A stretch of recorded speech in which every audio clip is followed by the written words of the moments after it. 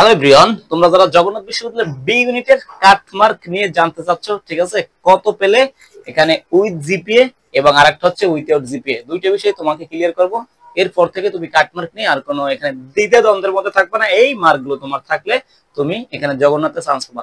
জগন্নাথ তো এখানে জিএসটি তে ছিল গতবার মেবি, এবং এর আগে জিএসটি তে অন্তর্ভুক্ত হওয়ার আগে এখানে জগন্নাথ কিন্তু এরকম নিজস্ব পদ্ধতিতে ভর্তি পরীক্ষা নিত। তখন আমরা দেখতাম অনেক পিছনের মেরে থেকেও সাবজেক্ট পেত।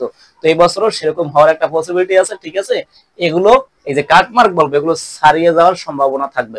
আচ্ছা, জগন্নাথ বিশ্ববিদ্যালয় এখানে বি ইউনিটে তোমরা পরীক্ষা দিয়েছো। মানবন্টন বাংলার ছিল, এখানে রিটেনের 16, তারপর এখানে ইংলিশ এবং এখানে জিকে সবগুলো একই নাম্বার, এবং তোমাকে এমসিকিউ সেগুলো 888 ছিল, বুঝতে পারছো। এবং জিপিএ এর একটি বিষয় আছে, সেটা হচ্ছে তোমাদের এইচএসসি এবং এইচএসসি মিলিয়ে 28 জিপিএ থাকবে।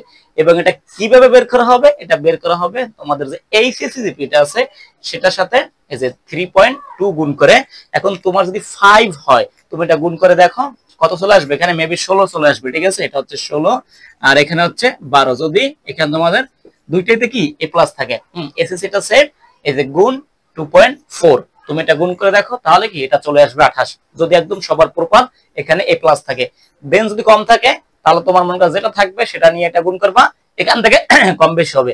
তো এখানেও তোমার যদি এ প্লাস কম থাকে, সেটা নিয়ে এই যে 2.4 গুণ করবা, এখানে 12 থেকে কম আসবে অথবা বেশি হবে। এটা আর কি, বেশি তো হবে না আর কি, যাদের এ প্লাস তারা 12 হবে, যাদের কম তাদের 12 কম হবে। এবং এই 28 এখান থেকে তুমি কত পাবা সেটা বের করতে পারবা। আচ্ছা, এখান থেকে যদি আসি, তোমাদের 3টে শিফটে পরীক্ষা হয়েছে কাটমার্কের ক্ষেত্রে। তোমাদের ফার্স্ট শিফটে নাকি পরীক্ষা মোটামুটি সহজ হয়েছে, এবং সেকেন্ড শিফট এবং এখানে তৃতীয় যে শিফট আছে সবগুলো এটার থেকে তুলনামূলকভাবে একটু কঠিন হয়েছে। তাহলে কত তুমি জিপিএ সহকারে এবং জিপিএ ছাড়া কত পেলে এখানে চান্স পাবে বা এখানে শিওর সাবজেক্ট পাবে সেটা যদি বলি। আচ্ছা, আমরা প্রথম শিফটে যেহেতু তুলনামূলক সহজ ছিল, আমরা ধরতে পারি জিপিএ সহকারে এটা, হ্যাঁ, 68 অথবা এখানে 70, এই বিষয়গুলো থাকলে বলা যাচ্ছে তুমি এখানে কি চান্স পাবা, বুঝতে পারছো। 68 70 এরকম থাকলে চান্স পেতে পারো। আমি আবারও বলতেছি, এই বিষয়গুলো এখানে ছাড়িয়ে যাওয়ার সম্ভাবনা আছে, কারণ এখানে জিএসটি যাওয়ার আগে এরকম এখানে জগন্নাথ অনেক পিছন থেকে সাবজেক্ট দিত। এই বছরে সেরকম একটা পসিবিলিটি আছে, তবে দেখা যাক কি হয়। আচ্ছা, তারপর এখানে যদি আমরা 2 তে বলি শিফট, এটা হচ্ছে তোমার 65 হতে পারে, ঠিক আছে।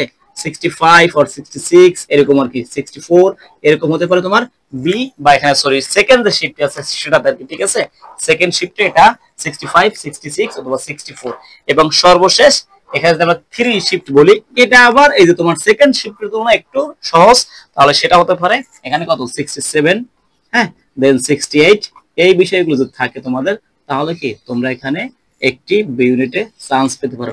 এটা কি জিপিএ সহকারে, যে জিপিএ 28 আছে, সর্বোচ্চ 28, এবং যাদের এখানে জিপিএ কম আছে তাদের একটু কম আসবে, সেই বিষয়গুলো সহকারে। এখন যদি জিপিএ ছাড়া বলি, তাহলে কত হতে পারে দেখো, সেটা হচ্ছে এভাবে বলতে পারি 43 থেকে 45, এটা হচ্ছে উইথআউট জিপিএ। এই নাম্বারটা যদি থাকে এবং জিপিএ যদি ভালো করে, তাহলে আলটিমেটলি এটার সাথে এবং জিপিএটা যোগ করলে এই নাম্বারগুলোই চলে আসবে। এবং এগুলো থাকলে মোটামুটি আশা করা যায় এখানে তুমি একটা সাবজেক্ট পাবে। আমি আবার বলতেছি, এটা প্রতি বছর ভেরি করে চেঞ্জ হতে পারে, এখানে ছাড়িয়ে যাওয়ার পসিবিলিটি সব থেকে বেশি, কারণ আগে জিএসটি ছিল, এবছর অনেক কিছু দেখার আছে, বোঝার আছে। তো এটাই আর কি। Thank you.